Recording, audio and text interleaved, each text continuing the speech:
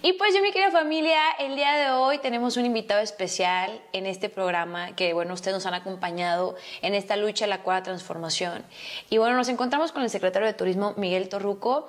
Secretario, gracias por el espacio, gracias por la oportunidad y bueno, pues sobre todo la importancia que tiene el turismo en nuestro país. Sabemos que México, si ha salido a flote ante diversas situaciones, ha sido también gracias a su riqueza, tanto cultural como ambiental, y bueno, aquí es donde entra la parte del turismo. Así que gracias por el espacio y tenemos mucho que platicar. Así es, Juncal, me da mucho gusto saludarte.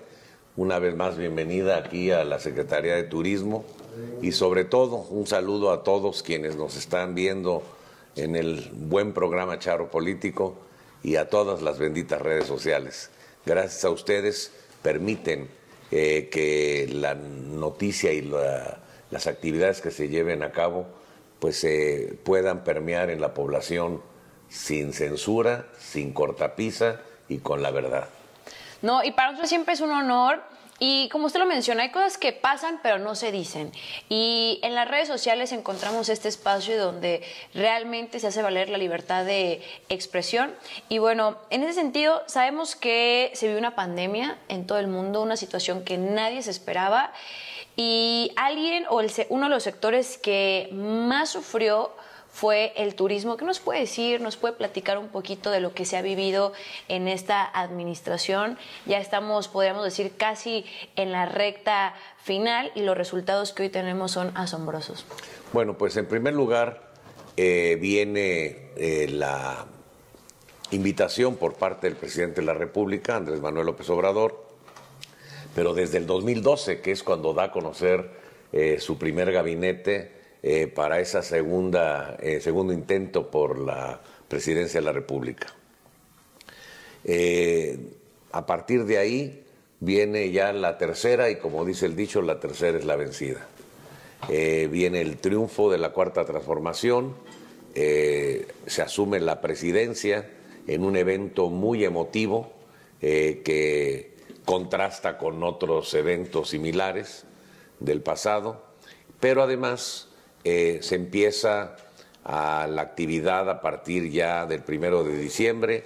A mí me entregan prácticamente, tomo posesión ya físicamente del edificio el día 3, que era lunes, y lo primero que hago es, vamos a ver, ya lo habíamos visto en los trabajos que habíamos llevado a cabo en campaña con el entonces candidato, ahora presidente, y veíamos que del 2012 al 2018, el presupuesto que tenía la Secretaría de Turismo, el Consejo de Promoción y el Fondo Nacional de Fomento al Turismo era del orden de los 54,000 millones de pesos.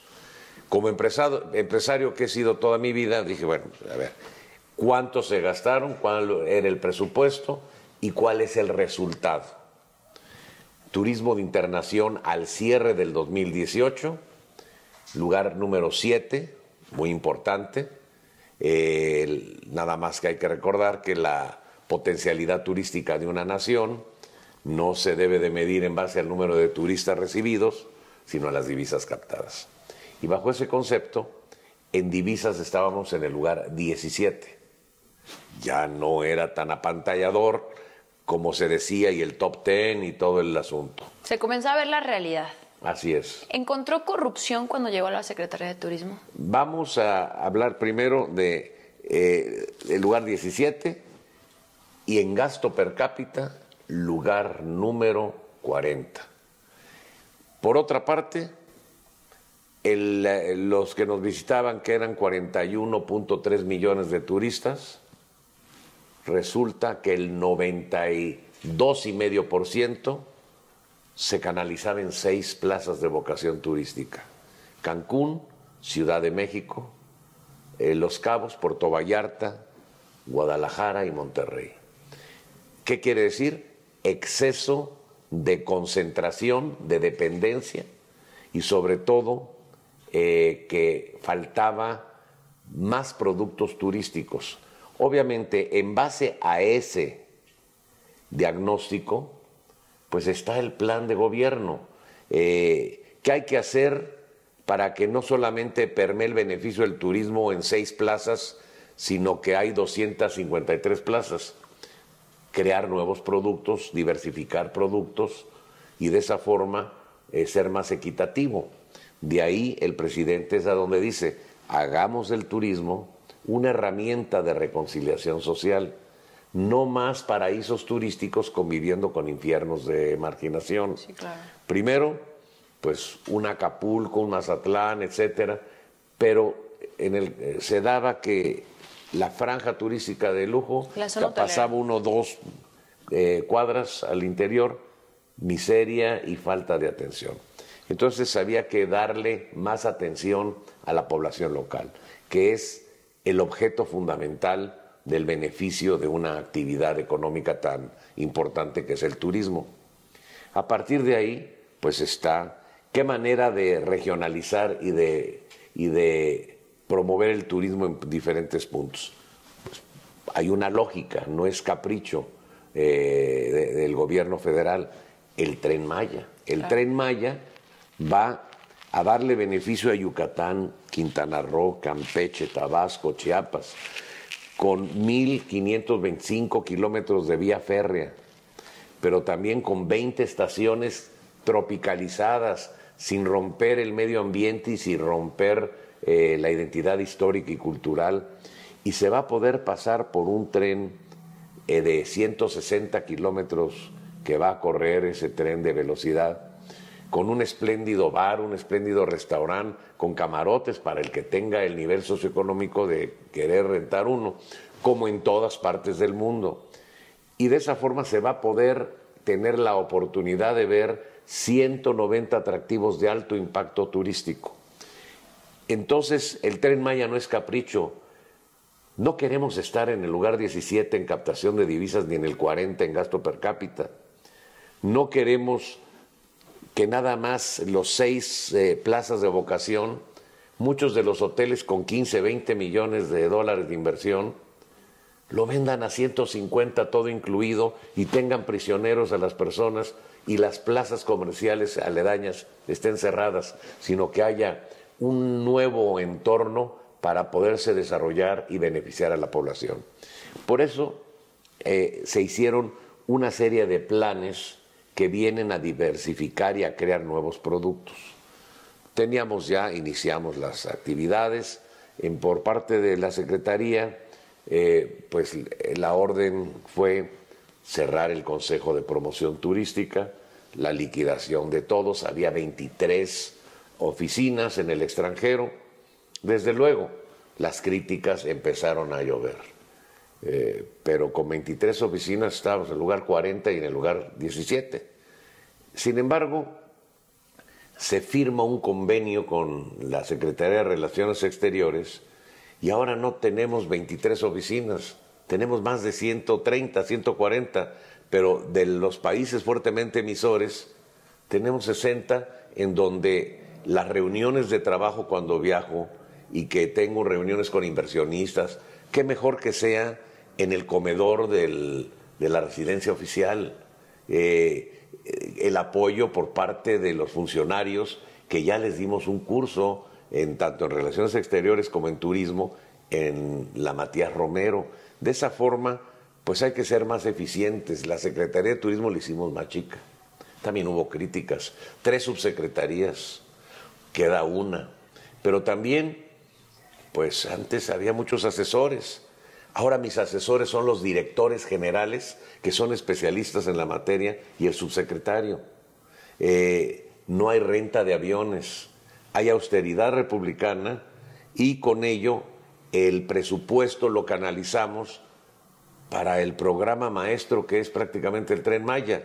Pero viene el momento del 2019, viene la barrida, el cerrar el consejo, el hacer más chica la Secretaría de Turismo y también Fonatur, y pues las críticas y una serie de problemas que se suscitaron que no gustaron. Secretario, y aquí usted menciona algo muy importante, porque el Tren Maya es una de las obras estelares que busca sí apostarle al turismo, pero aquí la clave es un turismo con desarrollo en zonas que han sido olvidadas durante años y que tienen mucho que ofrecer, y es ahí la apuesta del presidente, también de la Secretaría de Turismo, que no solamente se concentre todo, por ejemplo, en un Cancún, en un Playa del Carmen, sino que se permita conocer todo el sureste del país, y creo que eso es lo importante, y concuerdo con usted. Más de alguno hemos acudido a estos lugares turísticos y efectivamente solamente conoces una parte, pero no te permites conocer lo demás porque se ha quedado en el olvido. Simplemente yo he visto cómo tras la llegada de la Cuarta Transformación en una playa como Vallarta, cómo se le ha apostado no solamente a la zona turística, y eso es lo bonito y eso es lo que no platican, y cómo se le cambia la esperanza a la gente. Nosotros empezamos pues prácticamente hacer todos los trabajos que encomendó el presidente, y para lanzar grandes eventos y una serie de actividades en el 2020. Ya teníamos todo listo para el tianguis turístico. Aquí, para darle el tianguis turístico y detonar Yucatán, pues no contaban con las instalaciones, faltaban 5,000 metros de centro de convenciones. Entonces, con el gobernador del estado, él dijo: yo quiero el tianguis y voy a cumplir. Es un hombre de palabra, él se dedicó a construir, hubo una inversión que superó los 420 millones de pesos, y se cumplió, y el tianguis posteriormente fue muy exitoso. Sin embargo, y nunca se me va a olvidar ese día 11 de marzo, cuando amanecemos, faltaban 10 días para el tianguis de Mérida, teníamos toda la inscripción, todos, iba a ser muy exitoso, como posteriormente fue, cuando declaran el COVID-19 pandemia. Es como un cubetazo de agua fría, porque además no sabíamos el grado de letalidad que iba a tener esta pandemia nueva. De esa forma, pues, le hablo por teléfono al gobernador y le digo: pues tenemos que tomar la medida de posponer, pero yo quiero que la conferencia de prensa sea conjunta. ¿Para qué? Le digo: para que la responsabilidad sea mitad, sí. Porque desde el momento que decidamos nosotros como gobierno posponer la máxima feria turística de México y de América Latina, van a caer como naipes todas las convenciones en el país, y si fallamos y no es tan letal, pues va a ser un daño tremendo a la economía. Sí, claro. Como se dio, fuimos el único país que no canceló, innovamos. La Feria de Madrid se canceló, Berlín, Londres, la de Milán, la de París, la de Moscú, la de Estados Unidos, la de Canadá, etcétera. Y nosotros innovamos con la primera edición del Tianguis Turístico Digital, virtual, que tuvimos prácticamente 61 naciones visitándonos, y estuvimos en contacto con todos. Viene la pandemia, ¿y qué es lo que pasa? Estuvimos en contacto con los tour operadores de los países emisivos, pero también hubo acciones que fueron fundamentales para haber superado la actividad. El presidente de la República, Andrés Manuel López Obrador, decide no restringir vuelos internacionales. Justamente esa parte de la que quería preguntar, porque hubo muchas críticas respecto a por qué México no cerró fronteras. Sin embargo, bueno, pues el presidente sostiene que si se hubieran cerrado las fronteras todavía hubiera sido más catastrófico para la sociedad, pero sobre todo para la economía de las familias mexicanas. ¿Qué respuesta nos puede dar ante esto? ¿Qué hubiera pasado si se hubieran cerrado las fronteras? ¿Por qué fue la mejor decisión? Lo que pasó en el resto del mundo. Es decir, el saldo de la pandemia fue: el mundo cayó 73%. Las 20 naciones que compiten en los 20 grandes desde la perspectiva económica, en captación de divisas, cayeron de un 82 a 88%. Y México cayó solamente el 46%, fue de los menos afectados. ¿Por qué? Porque hubo varios puntos que tuvieron que ver para que no cayéramos hasta el 82 como la competencia. Uno, la política de no restricción de vuelos abiertos. Dos, que fuimos el único país en que no canceló su feria internacional y la hizo en forma digital. Innovamos. Dentro de la adversidad se innovó. Número tres, los protocolos biosanitarios fueron ejemplares. La Secretaría de Turismo, en coordinación con la Secretaría de Salud, invitamos también al sector privado y fuimos el primer sector en terminar los protocolos. Y aquí hago un reconocimiento al sector privado, a los presidentes de cámaras y confederaciones, quienes acudieron al llamado que les hice para que a cada uno los pusiéramos a trabajar y como una familia unida hicimos los protocolos biosanitarios y fuimos el primer país de América Latina con los protocolos biosanitarios, que fue fundamental.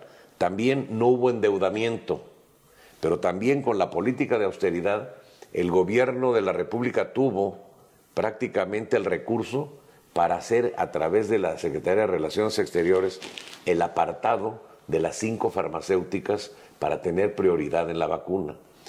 Hay que reconocerlo, y eso los que tienen conocidos, parientes en alguna ciudad europea, especialmente en España, cuando uno como adulto mayor tenía su segunda vacuna en México, en países de Europa desarrollados no tenían ni la primera. Por ello hubo ese rezago en turismo que cayeron tanto. Y de esa forma pues mantuvimos el contacto con los tour operadores. Ello nos llevó a que en el 2020 apareciéramos, y también lo reconozco en forma coyuntural, en la 3ª posición mundial, por abajo de Francia e Italia. Fuente, Organización Mundial de Turismo. En el 2021 tuvimos todavía un ascenso adicional, 2º lugar mundial, increíble, después de Francia.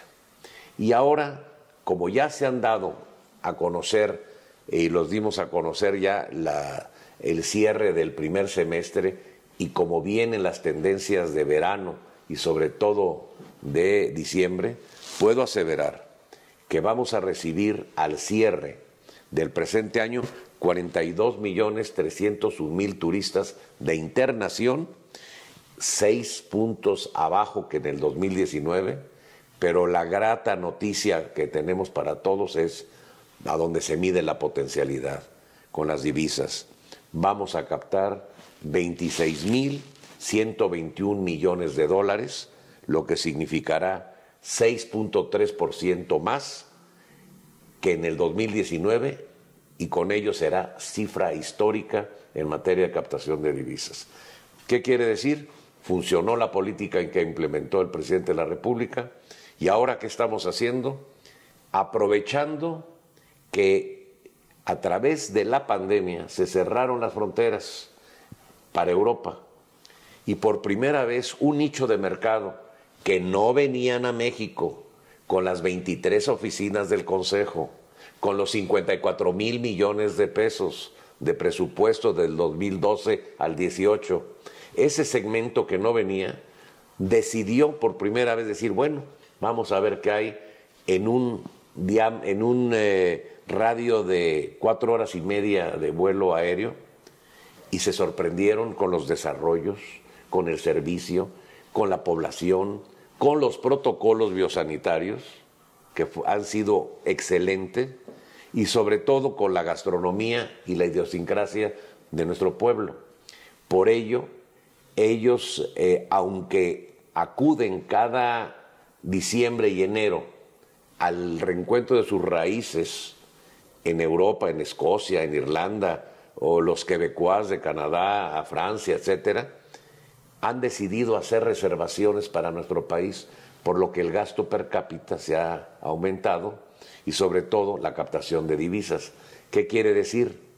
Que lo que no se había logrado con millones de millones y 23 oficinas, hoy se logró con las políticas que se implementaron, que también tuvieron un efecto indirecto en este sentido para para captar nuevos nichos de mercado.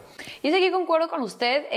A veces se ha distorsionado el mensaje que ha mandado esta cuarta transformación de la austeridad republicana, pero bueno, pues hoy estamos viendo un ejemplo. Austeridad no se refiere a no invertir en lo que se necesita o principalmente lo que necesita el pueblo de México, sino administrarlo de forma correcta, podría ser la palabra. Hoy estamos viendo que con menos se ha logrado hacer más, e inclusive con una pandemia que nadie en el mundo se la esperaba, y que son cosas que no se platican y no se dicen. Para concluir, ¿cuál ha sido el mayor reto durante este periodo que ha tenido al frente de la Secretaría de Turismo? Y bueno, también preguntarnos, ya estamos en la recta final de esta administración, ya nos quedan 2 años. ¿Dónde lo veremos, secretario Torruco? Ya también se destapará para la presidencia, o qué esperaremos para el 2024. Sabemos que esa transformación no solamente es de 6 años, debe continuar. Y bueno, en su caso, si usted, bueno, ya nos contestará si hay alguna aspiración presidencial, y si no, bueno, pues ¿qué veremos en 2024? ¿Qué se espera? Nos encantaría que nos platicara, porque todos tenemos esa emoción, ese ímpetu de seguir apoyando la cuarta transformación. Hoy López Obrador es quien abre punta en esa transformación, pero sé que se vienen nuevas generaciones y que ahí seguiremos también apoyando todos. Pues que en primer lugar, yo recuerdo que siempre mi madre me dio consejos. Mi padre murió cuando yo tenía 4 años y mi madre fue la que le hizo de padre y madre. Yo tenía 4 años, mi padre 39 años. Y ella nos educó, nos formó, a mi hermana Marisela y a mí. Luego, pues ya nos casamos, mi hermana con el doctor Jorge Arana, muy trabajador, muy exitoso.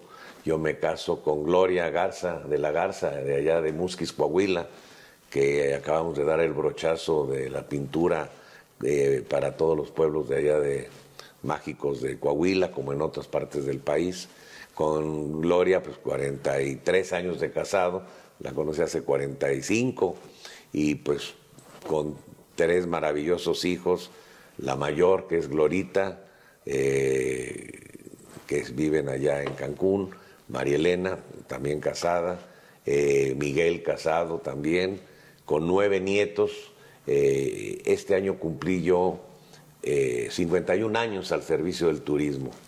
He estado desde bellboy hasta secretario de turismo, y me fijé 3 metas en mi vida. Les dije a mis hijos, como en las Olimpiadas, vamos a demostrar que todo es mente en la vida, todo se lleva, si sabes soñar se puede lograr, decía Walter Elías Disney. Y también Schiller decía, cuan más alto eleve las metas, más arriba llegarás. Yo me propuse una meta en el aspecto académico, terminé con mi universidad, la puse cuando yo tenía 25 años, fundamos la Confederación Panamericana de Escuelas de Hotelería, Gastronomía y Turismo a nivel continental. Cada año se lleva a cabo la gran asamblea internacional, ahora será en Perú. Pero por otro lado, se logró ese sueño de Simón Bolívar, unir al continente a través de la enseñanza turística con las instituciones de más prestigio. Listo, misión cumplida ahí. Por otro lado, tenía yo el anhelo de llegar a ser el presidente, el líder nacional de los hoteleros. Entonces se logró la meta como presidente nacional de los hoteleros. Llegamos también a nivel internacional como vicepresidente de la Asociación Internacional de Hoteles y Restaurantes. También se cumple la meta en el aspecto panamericano, pero dejamos el Museo Nacional de la Hotelería, el Día Nacional de la Hotelería y muchos puntos que son promesas que le di a los hoteleros y los he cumplido. Y tenía ya mis 2 de oro y una de bronce, porque había sido yo director general de normatividad y capacitación aquí en la Secretaría de Turismo con don Antonio Enrique Sabiñac, pero posteriormente fui secretario de Turismo del gobierno capitalino gracias a Andrés Manuel López Obrador, que fue quien me recomendó para ser el titular de turismo. Y transformamos la ciudad, le hicimos de una ciudad de negocios a una ciudad turística. Y pues ya tenía 2 de oro y 1 de plata. Pero como siempre tenía yo siempre la fe de que iba a llegar la gran transformación de este país, desde que tuve la suerte de conocer al presidente Andrés Manuel López Obrador en 1995, es cuando lo conozco. Siempre, pues yo le auguré que íbamos a llegar, que él iba a llegar, y él me dijo, y vamos a llegar juntos. Por eso en el 2012 me invita también al gabinete que da a conocer. Finalmente se logra esta gran meta, ahora acompañar a un gran estadista, a uno de los hombres más populares a nivel mundial y que además es innovador y que estuvo acostumbrado a nadar contracorriente y que además va a dejar historia, porque lo que vemos ahora es nada más alboroto de la oposición, envidita, celitos. Pasó cuando transforma el centro histórico, crítica. Cuando se hizo el corredor turístico, crítica. Si no hubiera sido por el corredor turístico y la infraestructura, no estuvieran esos grandes edificios. Cuando pone Turibús en el 2001, ¿con quién? Con el sector privado, crítica. Cuando el segundo piso pues era el elefante blanco y se dedicaron todos los opositores a gritar, llorar y decir y tratar de obstaculizar, pero luego todos copiaron. Exacto. Con una diferencia, que aquí no hubo endeudamiento y es el gratuito. Luego se repitió la misma historia con el aeropuerto Felipe Ángeles, luego con Dos Bocas. Ahora está de moda para los críticos y aquellos hombres que forman parte del cártel de los ampareros, pues por más que le dan vuelta, habrá Tren Maya, habrán todas las obras concluidas del presidente de la República para diciembre del 2023. En materia turística, nada más lo digo de este tamaño, habrá el sistema metropolitano aeroportuario. No se cayó en el error de hacer un aeropuerto en un vaso regulador, atentando con la Ciudad de México en inundaciones futuras. Se preservó y ahora se va a remodelar, se va a poner más operativo el aeropuerto de la ciudad. Pero ¿qué más pasa? Pues el de Toluca, verán ustedes para este año, y ya no falta mucho, las 100 operaciones diarias del aeropuerto Felipe Ángeles. Y que está próximo también el de Tulum. Con 3 grandes museos, que además ya pusimos un turibús para conocer el Museo de la Aviación, el Museo del Mamut y el tren presidencial Olivo que usaron los presidentes anteriores. Pero también hay que ver que parte de la estrategia turística es consolidar lo existente. Va a haber aeropuerto en Tulum, pero también ya se puso en marcha y se amplió y se modernizó el aeropuerto de Chetumal, después de 49 años, pero se está terminando de dragar el canal de Zaragoza, que no tenía acceso al Mar Caribe, lo empezó hace más de 110 años Porfirio Díaz, quedará, pero también se va a terminar después de 10 años el aeropuerto de Krill para detonar las barrancas del cobre, 4 veces más grandes que el cañón del Colorado allá en Arizona, pero también el de Puerto Escondido, pero también se va a terminar la autopista que nunca tenía fin, la de Oaxaca, sí, claro, a la costa, y así puedo seguir con muchas obras. En Mazatlán se va a terminar el acuario más grande de América Latina. Y que son hechos y no palabras. Entonces, hay diversificación, creación de nuevos productos y de programas que estaban al borde de desaparecer como Ángeles Verdes. Al rato te llevo para que veas el centro de inteligencia geosatelital en tiempo real, cómo se atienden a todos los turistas, para que con tus propios ojos veas cómo de un programa que tendía a desaparecer, ahora lo hemos actualizado porque tenía un rezago de 25 años tecnológicamente. Es decir, vamos a mejorar el punto de vista, el punto de partida, y donde nos van a criticar va a ser, lo recibimos al país en el 7º lugar en materia de captación de turismo de internación. En un lejano lugar 17 en captación de divisas. En un muy lejano en gasto per cápita, lugar número 40. Ahí es a donde vamos a ser juzgados. Como diría el locutor de fútbol Ángel Fernández, esto no termina hasta que se acaba. Verán grandes obras concluidas, Dos Bocas que hará que no tengamos que importar. Antes importábamos 200,000 barriles y las seis refinerías refinaban 600,000. El haber logrado una reforma anterior hizo que se invirtiera en la pirámide para todos aquellos que hacen reforma y solamente producíamos ya 200,000, importábamos 600,000. Quienes urden, hacen leyes, programas, estrategias para beneficiar a otro país en detrimento del mexicano y del pueblo, se llaman vendepatrias. Y por ello, la Cuarta Transformación seguirá consolidándose. Yo te lo comento y hago la respuesta a tu pregunta. Yo concluyo de 73 años. Es tiempo de ver crecer, de estar con mis nietos y de decirles misión cumplida, pero eso sí, seguiré siempre firme con la Cuarta Transformación y siempre estaré pendiente porque esta Cuarta Transformación haya nueva sangre, nuevos elementos, nuevas generaciones y que vayan definitivamente para continuar con este trabajo arduo y un ejemplo que ha dejado Andrés Manuel López Obrador, el poder hacer que México sea más independiente, más digno en ese sentido y no estar sumiso a gobiernos extranjeros.